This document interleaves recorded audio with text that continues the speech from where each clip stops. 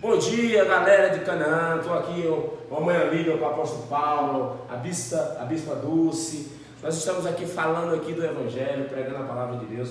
Mas tem umas coisas que eu quero perguntar para o apóstolo Paulo hoje, nessa manhã. Apóstolo Paulo, tudo bem com o senhor? Tudo bem, graças a Deus. Tudo bem com a senhora, bispa Dulce? Como é que está a família? 100%, graças a Deus. Apóstolo Paulo, eu quero tirar aqui algumas dúvidas, que é bom para a gente aprender mais na caminhada, no ministério. Minha esposa pode vir para cá também, pode sentar aqui. A visão dos 12. A visão dos 12, ela é doutrina ou é estratégia? Bem, a visão celular é um nome que se dá a uma estratégia de evangelização, né? Não é uma doutrina. A visão celular não lida com corte de cabelo, roupa, disciplina, com nada. A visão celular, ela é uma estratégia para ganhar almas. Existem vários modelos. Tem o G12, tem o G5, tem o G7, tem o MDA, tem o que eles chamam de grupos caseiros, grupos pequenos. Então são vários nomes para um modelo de evangelização, mas não é doutrina. Amém. Outra coisa que eu queria perguntar para o senhor é o seguinte: quando foi que o senhor encontrou, que teve um encontro com Cristo e que o senhor achou que a visão dos 12 era o caminho certo para estar caminhando? Ok, minha conversão mesmo foi na minha adolescência. Minha mãe me levava desde criança para a igreja, eu ia para a escolinha dominical e tal. E eu tive uma experiência com Cristo, foi meu batismo no Espírito Santo, eu tinha 12 anos. Desde então, estou nos caminhos do Senhor, nunca desviei nem nada. Mas me formei, eu sou bacharel em teologia, e o meu sonho era ter uma igreja grande, mas que as pessoas se relacionassem, que elas fossem amigas uma das outras. Não fosse aquela igreja onde entra, sai e ninguém fala com ninguém. Aí um colega, no ano de 99 para 2000, me chamou para fazer um curso de igreja em células. E eu fui, e lá eu me apaixonei, eu descobri que era isso que eu queria. Eu fiz um curso do G5, foi aplicado pelo Dr. Roberto Michael Lay, lá de Curitiba, da Igreja Irmãos Menonitas, e foi ali que eu tive meu primeiro contato com a visão celular.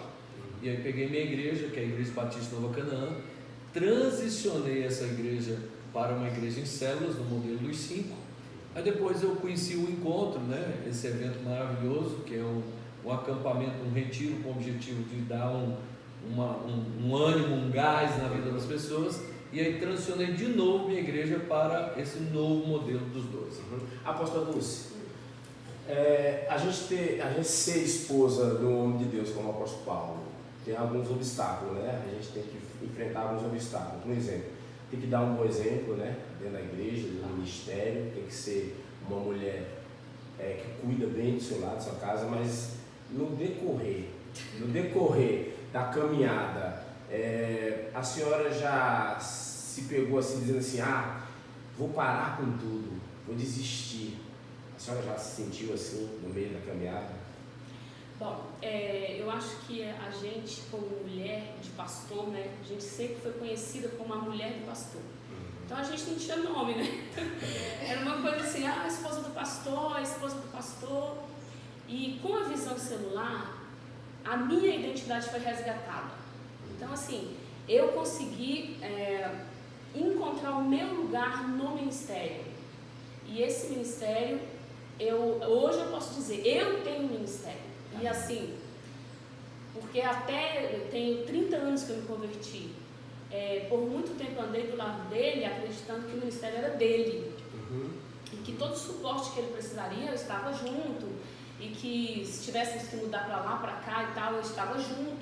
Então assim, e depois da visão, depois que a gente começou a caminhar na igreja em célula, essa é a visão, a estratégia, eu entendi que eu precisava ocupar o meu lugar e que abrir mão de muitas coisas que eu achava que eu não conseguiria, que muitos pensamentos, assim, se eu já pensei em desistir, claro que eu já pensei. Ser humano. Todos nós, eu acredito que tem fases da nossa vida que é realmente muito difícil. É verdade. Então, assim, é uma experiência marcante, mas que depende totalmente de uma decisão. Uma decisão. Talvez eu possa dizer, de 0 a 10, o como que eu tenho levado o meu ministério. Não digo para você que é 10, mas também que eu tenho crescido a cada minuto. Legal. degrau a degrau, galgando cada um deles e conquistando e vencendo, em nome de Jesus. Apóstolo Paulo, desculpa, você ia falar alguma coisa? E hoje, apóstolo Luiz, qual o conselho que a senhora daria para as mulheres que são esposas, né, de homem de Deus? E a gente sabe Deixa que eu só dizer um negócio. A Dulce não é esposa só de pastor, ela é pastora. Amém, amém. É verdade. Amém, apóstolo, qual o conselho que a senhora daria? Bom, eu acredito que cada uma de nós temos alguma coisa para passar para outras mulheres. Independente da forma como você caminha e dá esse gás ao teu marido, ao ministério dele, independente de como você lança o teu marido no ministério dele, você também precisa conquistar o seu espaço e o seu ministério. Amém. É isso que nós temos que alcançar. Obrigado. Apóstolo Paulo, é o seguinte, há um texto na Bíblia, Gênesis capítulo 7, versículo 1, que diz assim: Deus fala que só encontrou um único homem justo na face da terra, que é Noé. Do seu ponto de vista hoje, se não tivesse mais a graça, porque nós somos hoje a graça quem nos sustenta, né? Mas se não tivesse a graça na sua experiência de vida, como estaria o ser humano hoje? Desgraçado. Meu Deus, desgraçado. A A palavra graça, ela tem um significado sensacional que eu geralmente costumo dizer que os pais sabem explicar o que é isso.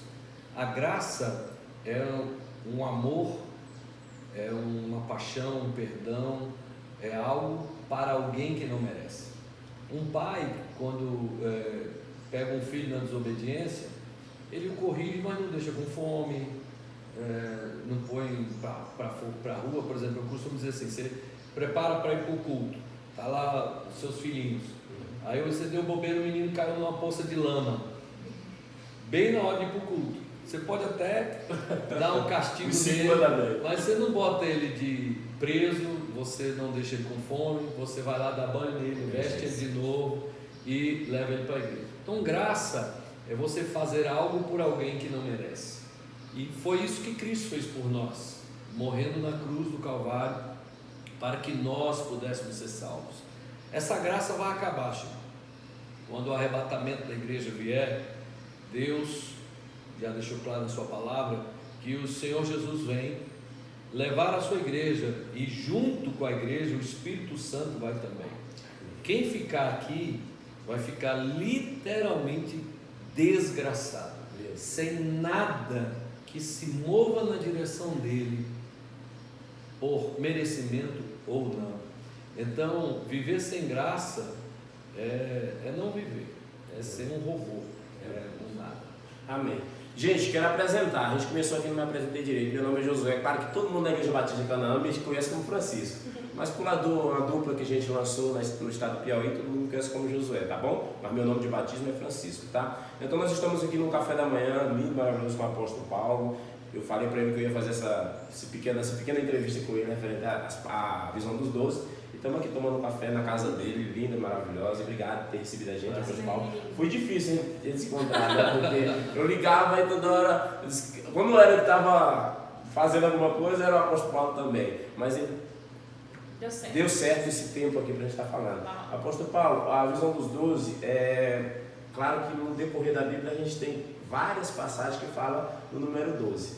E o que eu acho lindo do número 12 é que Jesus ele é tão preocupado com a visão dos 12 que quando falta um, ele substitui para completar os 12.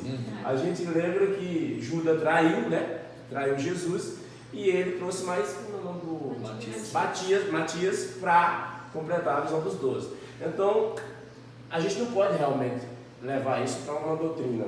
Realmente esse é um mandamento, para a gente ter uma ideia. Então a visão dos 12 para o Senhor, ela é a principal hoje na visão do Senhor, de ganhar almas na visão do Senhor? É a que eu mais me identifico, o que eu mais gosto, né? Inclusive, quando você estuda a questão da numerologia, não é no sentido de adivinhação, tá? porque tem os numerólogos que fazem adivinhações.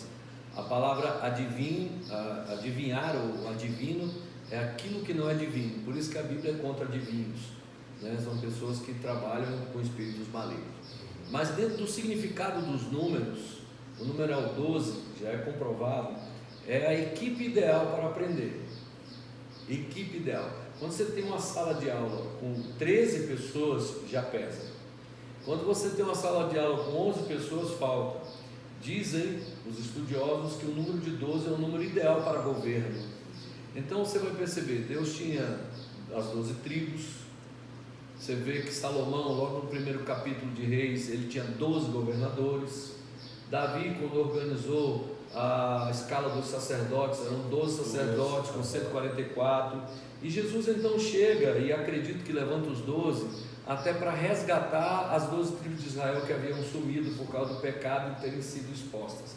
Tá, então quem tem dificuldade com o número 12 terá dificuldade de morar no céu. 12 portas, 12, enfim, a cidade santa é cheia de 12. É verdade, é verdade. Mas, brincadeiras à parte, é um modelo que faz com muita velocidade liderança.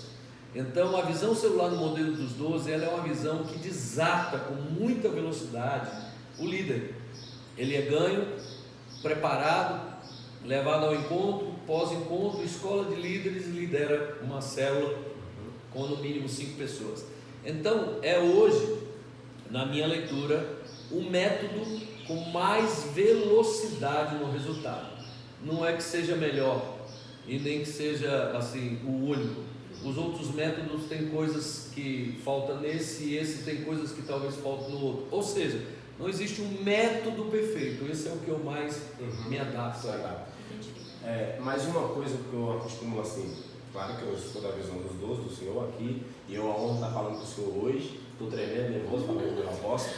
E uma coisa que me chama a atenção é o seguinte: a visão dos 12, ela me lança para um campo que me deixa muito assim, impactado. Por quê? O Senhor fala que diz que prepara, envia, aquela coisa toda. É um preparo. Então não é só um levantar de mão, não é só um aceitar Jesus. Eu aceito Jesus e acabou. Por que eu entro também nesse contexto, nessa história? Porque eu também vim da visão dos 12 e sou da visão dos 12 e o Senhor está também cuidando da gente aqui, claro. Mas tem que ter um preparo, né? Sim. Antes de tudo isso. Inclusive, os modelos celulares são bons justamente porque existe a história da porta dos fundos. Então diz que a porta da igreja está assim para os ímpios, né? Ou para os que não têm Jesus entrarem, e a porta do fundo assim. Então já foi feita uma estatística que nem 3% das pessoas que se convertem em grandes congressos ficam. Então se você pega 100 pessoas que se convertem, não fica 3 na igreja. Então você pegava lá Billy Graham, que ganhava milhares e milhares de pessoas, ficava 3%. Qual é a vantagem da visão celular? A visão celular tem por objetivo fechar a porta do fundo, abrir a da frente e fechar do fundo. Como? Quando a pessoa aceita Jesus, levantando as mãos ou nas células, é colocado um líder para cuidar dele. E essa pessoa, ela é cuidada no pré-encontro, encontro, pós-encontro, escola de líderes, até ele se tornar alguém capaz de fazer com o outro aquilo que foi feito com ele. Por isso as igrejas em células, elas crescem e conservam mais. Porque a porta da frente abriu e a do fundo está se fechando. Por quê? Porque as pessoas que vêm, elas são cuidadas por uma célula. Não tenho na minha igreja ninguém que não tenha um líder. Então, diferente do modelo antigo, a pessoa aceita Jesus e se ninguém colar nele, ele vai embora. E numa igreja celular, não importa o modelo, quero deixar isso bem claro, uma igreja celular, a pessoa que entra, imediatamente alguém começa a cuidar dele. E aí, dizem as estatísticas que numa igreja celular, o número das pessoas que ficam é 40%. De 3% para 40% é muita coisa. Então há uma peneira, né? Peneira. O próprio Senhor Jesus disse na parábola do semeador que nem todo mundo fica, né, Varão? É verdade. Nem todo mundo fica. É impressionante como as pessoas desistem de muitas coisas. Tem gente que desiste da própria vida, tem gente que se mata. E eu disse no encontro, você estava lá, viu? Eu posso fazer um café para você, eu posso fazer um almoço para você, mas eu não posso querer por você. O querer é individual. Cada pessoa precisa querer. E uma coisa que eu quero chamar a atenção, referente à humildade. Eu sou uma pessoa muito humilde porque deu para perceber no encontro. Eu estava vendo, Bispo Dulce, que o apóstolo Paulo, tudo acontecendo ali naquele momento, na chácara, os encontristas, e ele no meio ali de todo mundo ali, ajudando. Eu venho da visão dos 12 e eu sei como é que é isso. Essa humildade, essa simplicidade que a gente implanta dentro do coração das pessoas. Mas quando eu volto atrás referente esse tratamento que o Senhor está dando para os seus discípulos, esse tratamento ele é essencial. Por quê? Porque ele acabou de aceitar Jesus e está vindo dessa porta que o Senhor falou, e ele é necessariamente ser cuidado porque o mundo espiritual vai agir mais forte na vida dele. Sem dúvida. É um bebê que nasce. Imagina você, nasceu o seu filho, e tu vai deixar seu bebê se autoalimentar? Ele precisa do peito, depois do peito vai para a papinha, depois da papinha vai uma comidinha mais grossa, chega um ponto em que ele mesmo vai no fogão e faz a comidinha dele. Isso é o processo de consolidação, entendeu? Quando você ganha uma pessoa para Jesus, ela não conhece nada, você precisa mostrar a Bíblia para ela, e aí ensiná-la nos primeiros passos da fé cristã, até chegar num ponto em que ela mesma vai lendo, vai entendendo, vai caminhando e trazendo outras pessoas. Então o propósito de uma igreja celular e o propósito do discipulado é levar o que o apóstolo Paulo fala, a atingir a maturidade de varão perfeito. Esse é o propósito. Por exemplo, ontem você era um perdido, alcoólatra, seja lá o que for, papapá. Se converteu, hoje você é um líder. Mas não foi assim, larguei a bebida e me tornei líder no outro dia. Tem gente que pensa que o apóstolo Paulo estava indo para Damasco e caiu e viu aquela visão. Tem gente que diz que ele caiu do cavalo, mas a Bíblia não fala de cavalo, mas só diz que ele caiu. E tem gente que acha que ele caiu ali e ele já foi logo o grande apóstolo Paulo. Não, em Gálatas diz que ele passou 14 anos estudando. Em Paulo diz que ele passou 3 anos, foi a Jerusalém, foi a vários lugares tentar aprender para ser quem ele se tornou. Então há um processo. Em Colossenses ele diz assim para a igreja: olha, eu estou com pressa de ir aí, porque eu tenho medo de passar o tempo, o diabo roubar tudo aquilo que a gente fez e o nosso trabalho ser em vão. Então o apóstolo Paulo trabalha assim, ele ganhava, ele ia para outra cidade ganhar, a cidade que ele não dava conta de voltar, ele mandava uma carta, né? Então assim, isso é muito sério. Entendi. Apóstolo Paulo, foi bem pincelado o que o senhor falou, mas uma coisa que eu queria falar para o senhor é o seguinte, o senhor falou de Billy Graham. Eu não sei se pode ser meio grosseiro o que eu vou falar, mas Billy Graham, ele tinha um levita, que eu não lembro agora o nome dele, na história de Billy Graham diz que ele tinha um levita que cantava lindamente, que chegou a um ponto que disse que a pregação de Billy Graham não era quem convertia, não era a mensagem de Billy Graham, era a voz do levita. E aí a imprensa começou a pegar muito em cima de Billy Graham referente a isso. Aí no culto ele disse assim: então vamos tirar o levita de lado e vamos só deixar a mensagem de Deus para ver o que acontece. E disse que ali ele começou a pregar, e disse que ninguém se manifestava. Aí disse que quando chegou no meio da pregação ele resolveu orar e fechar os olhos. E quando ele estava orando, ele fechando os olhos ali e orando, disse que começou a sentir os passos das pessoas descendo os degraus para aceitar Jesus. Ele disse que foi um dia que mais almas aceitaram Jesus como um insuficiente salvador da vida de cada um daquele povo. O que é que eu quero chegar a falar para o senhor? A palavra, ela mesma é a que liberta profundamente. Bem, eu não conheço essa história aí do Billy Graham, mas Jesus diz que a gente é limpo pela palavra. Jesus diz que é a própria palavra. Tudo que foi criado pela palavra. Então a palavra é quem liberta, a palavra é o próprio Deus, e a Bíblia é a palavra de Deus. Então assim, a palavra de Deus é tudo. Por ela todas as coisas foram criadas, por ela seremos julgados, né? Ela é de fato a manifestação do próprio Deus. Então a palavra de Deus é tudo, e é tanto que a grande vitória de Satanás é nos manter ignorantes. O grande objetivo do diabo é que a gente continue sem conhecimento. A Bíblia diz que o povo é destruído porque lhe falta conhecimento. Então, quanto mais você conhece de Deus e da Bíblia, mais você vence o diabo. Quanto menos você conhece de Deus e da Bíblia, menos você tem força para vencer o diabo. Então a palavra de Deus é a revelação do próprio Deus, entendeu? Tá. Vou repetir a pergunta que a Lisa fez para a Bispa Dulce. Que conselho, ela pediu o conselho das mulheres. Eu quero pedir um conselho para o senhor a novos líderes, pastores. O que o senhor mostra para nós, o que o senhor ensina para nós hoje, o que o Espírito Santo toca no senhor para falar para a gente, diferente dessa nova caminhada minha e da Lisiane aqui. Tá, eu vou até falar olhando para vocês, que é o seguinte.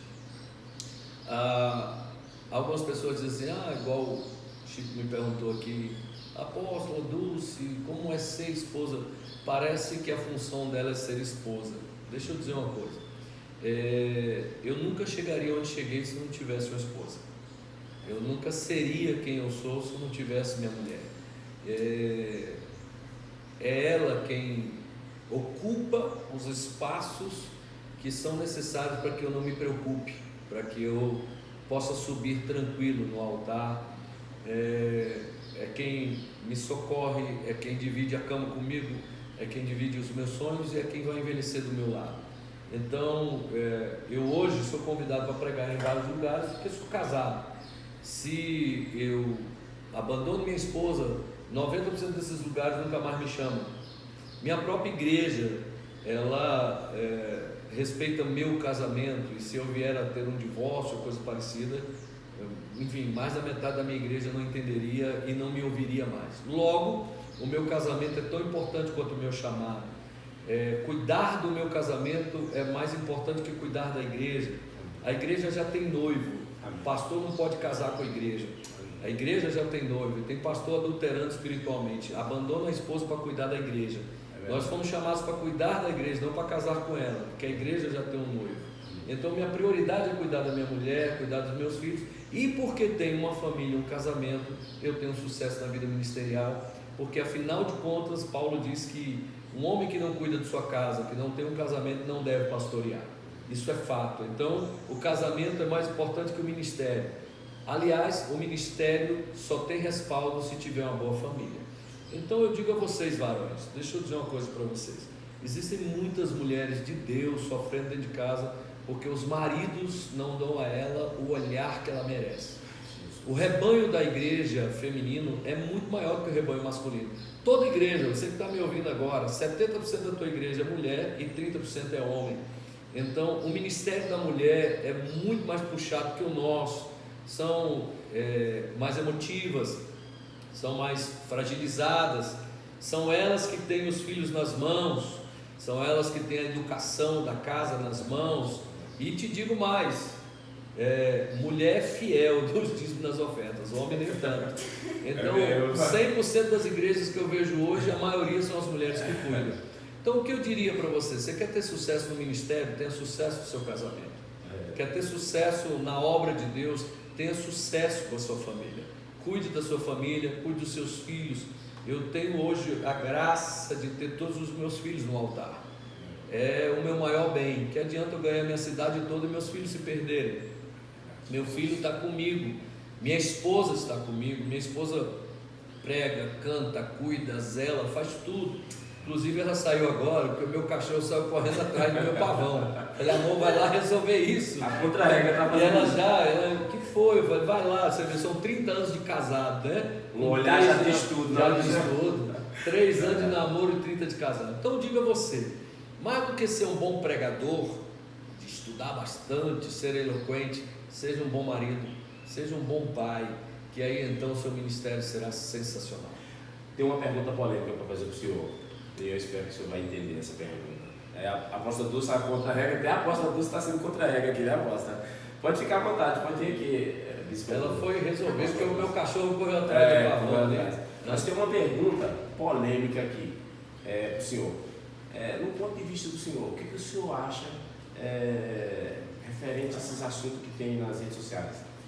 Acabando com líder de igreja, cara, tem tantas matérias que a gente escuta aí de pastores, cara que saiu de dentro da sua igreja e fica destruindo o seu líder, fica botando o seu líder para baixo. fala mal do seu líder, sabe? Você até deu confiança para ele dentro da sua casa, ele conheceu o seu íntimo, porque para falar a verdade, o senhor é apóstolo, o senhor está pregando para o seu rebanho, mas o senhor também é pai, o senhor também é família, o senhor também é esposo, né? Então, o que acontece? O que o senhor diz para essas pessoas que pegam umas câmeras assim, sabe, fica filmando e fica tirando as ideologias deles mesmos, fazendo aquilo e ganha um monte de curtida aquilo ali? Eu não entendo aquilo ali. O que o senhor acha desse povo que faz esse tipo de coisa? Eu vou te contar uma história. No livro de Samuel tem a história de quando Saul estava perseguindo Davi. E Davi começa a fugir dele em uma turma junto com Davi. Davi chega numa cidade e pergunta a Abiatar, o sacerdote que estava lá: vocês têm algumas armas? E o sacerdote falou: não, eu só tenho uma espada e é sua, a espada que você tomou de Golias e cortou o pescoço dele, está aí no altar como memória da tua vitória, pode levar, a espada é sua. E Davi pegou. Davi fugiu de Saul sem ter nada nas mãos, e Davi foi embora. Daqui a pouco chega o exército de Saul na cidade e chama os sacerdotes e diz assim: você deu armas para Davi? Ele falou: não, a arma que tinha aqui era dele. E o que foi que aconteceu? E os sacerdotes falaram: eu não estou sabendo. Os sacerdotes não sabiam que Saul queria matar Davi. Apareceu um cara chamado Doeg. Eu quero que você guarde esse nome. Doeg. Doeg chega e diz para Saul assim: eu sei quem foi. E Doeg fofocou tudo. Doeg diz: Davi veio aqui, Abiatar ajudou, fulano desse canto, tal. Doeg foi o maior fofoqueiro. O que acontece? Saul foi tomado de ódio por causa da fofoca de Doeg e mandou os soldados matarem todos os sacerdotes que lá existiam. E os soldados de Saul falaram: nunca, e recuaram, não vamos tocar num sacerdote, jamais. E não foram. E o Doeg falou: não, deixa que eu mato. E pegou a espada e matou os descendentes de sacerdotes, tudo. Abiatar conseguiu fugir. Então, deixa eu dizer uma coisa para você: foi a fofoca que fez o primeiro rei de Israel matar um sacerdote. Nunca na história um rei matou um sacerdote. Começou por uma fofoca. A fofoca então é a perigosa. A Bíblia diz que algumas coisas Deus detesta e uma delas Ele abomina, Ele odeia. São os que semeiam contenda entre os irmãos. Então eu quero ser muito franco. Você pode olhar minhas redes sociais, pode olhar, você tem a liberdade de entrar aí no meu Instagram, ap_paulo_gomes, Apóstolo Paulo no Facebook, você pode entrar à vontade. Você nunca verá, dos anos que eu tenho rede social, um comentário a respeito da vida de alguém. Se você não tem algo bom para falar, cale-se. Se o seu pastor lhe causou algum dano, vá para a presença de Deus, que Deus cobrará dele. Tome muito cuidado com o que você faz com as redes sociais, porque aquele que julga a vida do outro, dizendo que aquele pastor é uma vergonha, e o que ele está fazendo, expondo? Ele não é uma vergonha para o Evangelho? Hoje em dia tem muitas coisas que a gente não precisa de inimigo, a gente não precisa do diabo, a gente mesmo se destrói. A Assembleia fala mal da Batista, a Batista fala mal da Presbiteriana, a Presbiteriana fala mal da comunidade, a comunidade fala mal, e assim vai, a gente mesmo. Nós somos maioria no Brasil, mas a gente não decide nada porque somos divididos, fofoqueiros, mexeriqueiros, invejosos. Todo mundo quer ter sua igreja grande, mas quando vê a igreja de alguém grande, diz: isso deve estar aprontando, roubando gente dos outros, não sei o quê. Ninguém celebra a vitória do outro, é a maior vergonha. O evangélico, ele quer sua igreja grande, mas fala mal da grandeza do outro. Quer ser próspero, mas duvida da prosperidade do outro. Isso é uma imaturidade muito grande. Então assim, tem um monte de gente aí frustrada, sem experiência com Deus, desviado, sem compromisso, sem aliança, que usa as redes sociais para falar mal dos outros. Mas, deixa eu dizer uma coisa: se passar do juízo daqui, do juízo de lá não passa não. Meu Deus. Aqui, na verdade, eu quero que o Senhor nos fale um pouco sobre o testemunho do início da Igreja Batista Nova Canaã, e que o Senhor, em seguida, fale para todos nós o que o Senhor espera, que é claro que a gente crê que tem muita coisa boa da Igreja Batista Nova Canaã na cidade de Talvez. Tá, É seu. Bem, janeiro agora, dia 24 de janeiro, vai fazer 23 anos que eu estou aqui em Canaã. Canaã, quando eu vim para cá, já tinha 11 anos de vida. É uma igreja batista da Convenção Batista Nacional, uma igreja avivada. Eu assumi porque o pastor daqui estava voltando para os Estados Unidos. E estou nesta igreja há 23 anos. Com 2 anos de pastoreio foi que eu conheci a Visão Celular. E comecei, como já contei aqui, a transição da igreja e tudo e tal. Então, é a melhor igreja do mundo. Eu nunca vi uma igreja amar seu pastor como a minha me ama, me honra, me respeita. Eu sou apaixonado por essa igreja. Apaixonado. Deus é a minha testemunha do quanto oram por mim, cuidam dos meus filhos, da minha esposa, da minha casa. Eu me sinto amado manhã, tarde e noite por minha igreja. E esse amor encobre todas as feridas que já passei, foram muitas.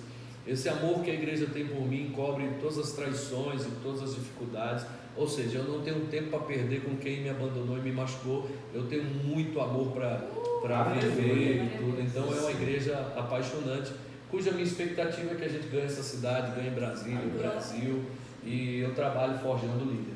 A minha expectativa para a igreja em Taueira é que ela tenha esse mesmo DNA, que ela queira ganhar almas, que ela queira cuidar de pessoas, forjar líderes, que quem sabe Taueira seja inclusive um centro de envio de novos líderes. As pessoas se preparam, vão para a cidade vizinha, para outra, quem sabe ali ser um polo, não só a igreja local crescer, não só a cidade de Taueira se converter, mas assim como você já veio de lá, veio para cá e voltou para lá, está trabalhando, pessoas lá vão para o Ceará, Maranhão, sei lá, Pernambuco, Natal e tantos lugares, e tantos lugares no Piauí também espalhados. O meu sonho é que a igreja Nova Canaã, Batista Nova Canaã de Taueira, seja uma igreja viva, uma igreja cujo principal seja almas, mesmo ganhar almas, cuidar delas, fazer com que elas se tornem ganhadoras de outras almas e mergulhar em agradar ao Pai. Esse é o meu sonho para lá. Amém. Tem uma pergunta aqui, referente às suas ovelhas. Eu vi uma vez um testemunho de um rapaz da sua igreja que diz assim: o apóstolo Paulo, ele tem a primeira palavra que ele fala para o discípulo dele, ele já chama logo guerreiro. E essa é você, guerreiro. Mas tem uma coisa que eu não esqueci, tem umas pérolas que o Senhor solta, que o Espírito Santo bota na nossa boca, que o Senhor uma vez, numa pregação, o Senhor falou assim: quem quiser ser um membro, um líder de uma igreja, um pastor, um diácono, tem que gostar de cheiro de gente. E aquilo ali ficou gravado na minha cabeça. E aí o que eu quero dizer para o Senhor é o seguinte: esse cheiro desses seus discípulos, que o Senhor sente, a alegria, esse amor que o Senhor tem pela igreja do Senhor, eu queria que o Senhor abrisse, escancarasse o seu coração, dissesse um recado aí para os seus membros, para os seus discipulados, para os seus líderes, para os seus bispos, os apóstolos. Eu quero que o Senhor escancara. Estamos terminando, gente. Escancara mesmo o coração. Se você chegar perto do mecânico, você já sabe o cheiro que ele tem, né? Se você chegar perto do vaqueiro e tudo e tal. Qual é o cheiro de um pastor? O cheiro de um pastor precisa ser o cheiro de ovelha. Pastor que não gosta de gente, ele está no lugar errado. E existem pessoas que hoje estão liderando a igreja que são administradores. Os caras são bons administradores, constroem um prédio, eles constroem escolas e tudo e tal, mas eles não gostam muito de pessoas. Mas isso é dele, né? Dele construir coisas. Eu sou alguém que gosta de construir pessoas. Eu gosto de ver as pessoas no seu processo de conversão, né? Maturidade e tal. Então eu costumo dizer que um pastor precisa gostar de gente. Como é que alguém vai liderar uma igreja sem gostar de gente? Porque a gente não lidera tijolo, a gente não lidera cadeira, a gente lidera gente. Então eu amo gente. Aqui em casa eu costumo dizer, aqui tem 1, 2, 3, 4 fogões. Aqui em casa tem 5 botijões de gás. E aqui em casa é lotado de gente e o povo não marca. Minha esposa sofreu muito com isso, viu? Quero te avisar. Ela já está passando por desejar. Casa de mulher tem que estar limpa, é igual carro de homem, né? Assim como o homem gosta de investir no carro, a mulher gosta de investir na casa. Então, assim, Daqui a pouco vai chegar aí, a turma vem fazer almoço e tudo, então eu convivo com isso todos os dias.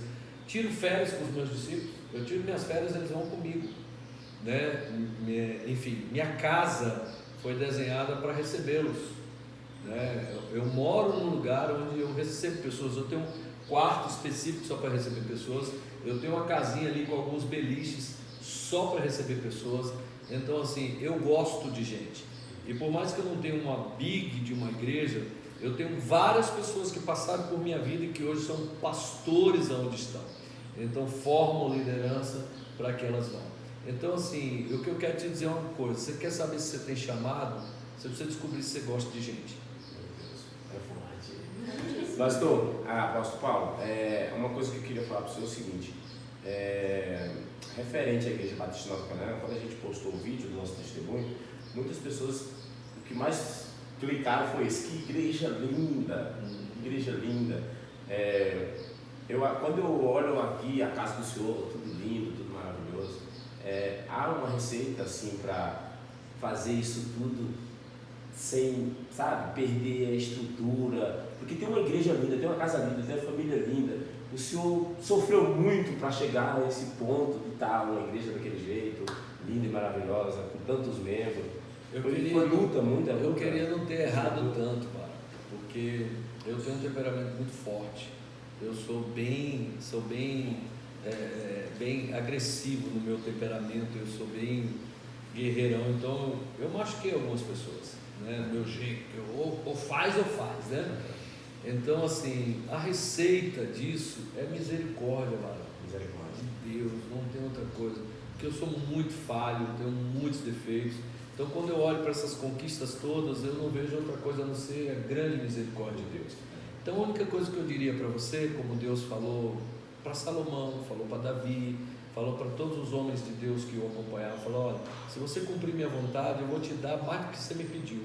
Eu sou alguém que tem hoje mais do que já pedi a Deus. Amém. Eu nunca imaginei ter o que tenho hoje. Amém. É só misericórdia, irmão. Misericórdia, Só misericórdia. Apóstola Dulce, e administrar a família da senhora é um ministério, né? Administrar a casa é um ministério, né? Mas uma coisa que quero falar assim, eu vou fazer umas perguntas aqui, um jogo de perguntas para ver se qual é o versículo que o apóstolo Paulo mais gosta na Bíblia. Eita, meu Deus. Tá vendo? Paulinho, ele gosta muito da vida de Paulo, né? Paulo É assim, um exemplo muito grande. Né? E assim, eu não saberia um versículo específico. Não, é o capítulo. Mas eu acredito que Paulo é um exemplo muito grande que eu acho que quando ele diz assim, a gente não tem obrigação de saber tudo.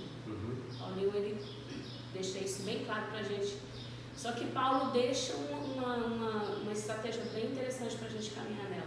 Não temos a obrigação de saber tudo, mas o que a gente aprendeu, a gente precisa botar em prática. Eu acho que essa é uma linha que Paulinho anda. Apóstolo Paulo, e a apóstola Dulce? O que ela gosta mais da Bíblia? Ela tem uma experiência muito gostosa com Deus sobre eternidade, onde ela um dia chegou para mim: amor, eu descobri que antes de ir para o céu eu posso viver a eternidade aqui. E vida com Deus é isso. Muita gente está transferindo tudo para o dia que vai para o céu, mas eu quero dizer para você que o céu já está aqui.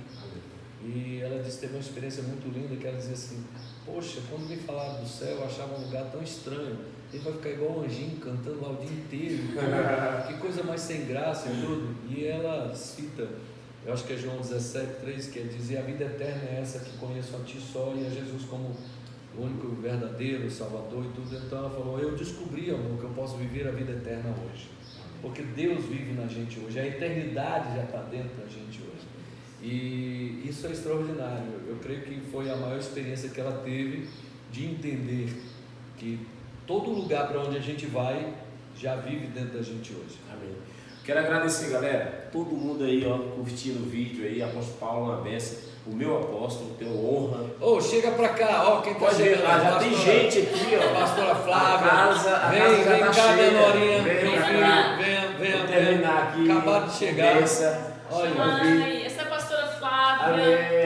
A pastora Flávia. Lembra da pastora Flávia? Meu Deus, que Vem com o palavra. apóstolo Paulo. O apóstolo Paulo fala, a casa é cheia, direto. Vem os Falando. filhotes do apóstolo Paulo pra cá. Bora Vamos ficar finalizar acabando. aqui. Vem cá, Sarinha. Família reunida, benção. Essa é a minha nora maravilhosa, lindíssima. Graças a paz. Esse é meu filho. Graças a paz, meu filho. Vem cá, cara. Tá bom. Olha aí, como é. Pronto. Eu vou estar fechando aqui com a galera. E apóstolo Paulo, depois que fechar aqui, o senhor pode fazer uma oração, mas antes de fechar isso tudo, eu quero fazer uma pergunta, mais uma pergunta para o senhor. Referente os seus 12, os seus bispos, o senhor ora muito para poder escolher esses homens para estar atrás, para estar seguindo junto com o senhor. E como é isso? Eu preciso aprender mais isso também, entendeu? É muito forte isso. Esse é o detalhe mais sensível da visão celular, é escolher seus 12. A Bíblia diz que Jesus subiu ao monte, passou uma madrugada em oração e quando desceu escolheu dentre os discípulos que ele tinha 12 homens. O que eu fiz foi isso, foi escolher 12, dos quais alguns já saíram e outros entraram no lugar e tal, tudo. Na verdade, essa escolha, ela é uma escolha, lógico, debaixo de muita oração, de busca, de jejum, de tantas coisas. Mas o ser humano, ele tem ciclos na vida, né? Tanto eu quanto meus discípulos, a gente está sujeito a errar. E algumas pessoas pensam que assim, você tem que escolher homens excelentes, como se a gente fosse escolher anjos. E não tem anjo aqui para ser discípulo nosso. O que é isso? São todos homens e mulheres ensináveis, abertos. Então, quem eu escolhi? Eu escolhi pessoas que eu tinha acesso ao coração deles, que eu podia ensinar, que eu podia ministrar a vida deles, que eu podia liderá-los e que eles estavam disponíveis e tudo. Então assim, esse é um desafio e ninguém vem pronto, tá? E eu vou finalizar dizendo assim, Jesus disse, ide fazer discípulos, né? Você quer pastel, você vai na pastelaria, você quer pão, vai na padaria, você quer pizza, vai na pizzaria, mas você quer discípulo, não existe discipularia, discípulo tem que fazer. Então são todos discípulos que são feitos, você pega eles cru e vai ensinando, instruindo, e aí eles são essa equipe. Amém. Galera, eu quero agradecer, vocês vão curtir essa entrevista que a gente fez aqui com o apóstolo Paulo no canal no YouTube, também nas suas redes sociais, né, apóstolo? O senhor pode deixar isso, já deixou, mas pode repetir. Enfim, meu Instagram é ap_, que é aquele tracinho de baixo, né? ap_, Paulo Gomes. Esse é o meu Instagram. E no Facebook, ap Paulo Gomes. Amém. Eu quero agradecer ao apóstolo Paulo. O senhor tem muita coisa para fazer, mas o senhor falou esse tempo para a gente fazer isso aqui, essa entrevista aqui rápida. Apóstola Dulce, quantas obras a gente já fez junto aqui também. Eu quero agradecer também a família que está ali. E eu queria que o senhor ministrasse, orasse. Amém. Vamos terminando, encerrando.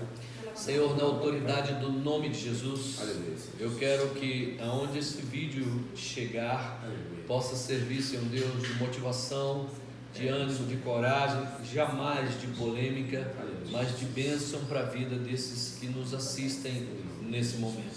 Quero que a bênção do Senhor seja nessa casa, nesse marido, nessa esposa, nesse filho, nesse pai, nessa mãe, enfim, que a tua boa mão, Senhor Deus, abençoe esta igreja, abençoe estas pessoas que estão assistindo esse vídeo. Louvo e engrandeço o teu nome e digo, recebe a minha gratidão, Pai, o meu louvor, e eu digo, tu és Senhor e não há outro. Abençoados sejam todos que participam assistindo nessa hora, desta entrevista em nome de Jesus. Amém. Amém. Finalizo com a frase do Senhor: Canaã, graça e paz! Graças a Deus. Graças a Deus. Amém. Glória a Deus. Vamos ver aqui o que ficou. Gente, aí, da benção. Ficou bom.